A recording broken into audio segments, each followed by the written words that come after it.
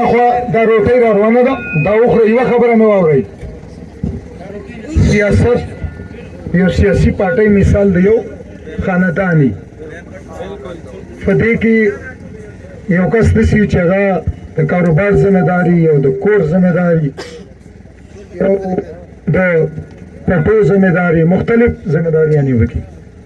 موږ د یو فیملي خلک یو، انصاف فیملي. په دې کې څوک تور، څوک سپین، څوک زیړ، څوک لږ خط څادر په ځان او چا لږ بد څادر په ځان، خو یو طبقه خلک. دلته زه د پارټۍ صدارت کوم، ټیک شو، او د امیدوار یم ستاسو. زه مسلسل د سهار نه د پارټۍ نه هدایت لګیا یم او هلته نه چې څه ماته میلاو شي زه دلته جرګې ته رسوم او خپلو ملګرو ته یې رسوم. تاسو به روټۍ وخورئ، کېدلی زه کېنم فیصله کوم چې زه درنه ورکوم، په کوم ځای کې ورکوم، د دې نه پیدا څه ده، د دې نقصان څه دی، جنګ زما په کوم ځای کې کول دي. یوه خبره دا خبره څنګه کوم که نه چې زما په کیپي کې حکومت راغی، دې باندې خو پوه وی که نه پوه شوئ. چې یو سړي حکومت وي بیا غلی د شي دپاره سوال کول دا مناسب کیسه نه ده که نه نه ده که نه.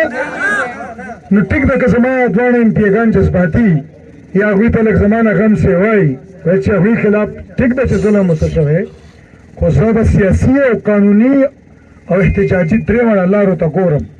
په باندې زما سې هغه راضي دی یا پرې نه دی راضي. ستاسو سره پارټۍ ذمهدار زه ولاړ یم، تاسو ته پته سره پارټۍ صدر یم، خبره باندې ورسېدئ. تاسو به روټۍ وخورئ، د هغه نه بعد چېرته زه څه وایم به زما او د پارټۍ فیصله ګلداد خان به ته خبرې وکړي. ټیک شوه، خبره باندې ورسېدئ. بیا درته دوهراوم، زه د پارټۍ صدر یم، زه د پارټۍ سره رابطه کې یم. زما صوبایي حکومت راغی په ټوټل میجارټۍ باندې الحمدلله. قومي باندې انشاءالله چې زموږ حکومت به راځي څه کولیشن پارټنر سره. اوس ماته د پرونه پورې زموږ پالیسي به یوه وه، خو اوس پرون به زه د دوی په نظر کې مظلوم یم او د دنیا په نظر کې مظلوم یم، داسې ده.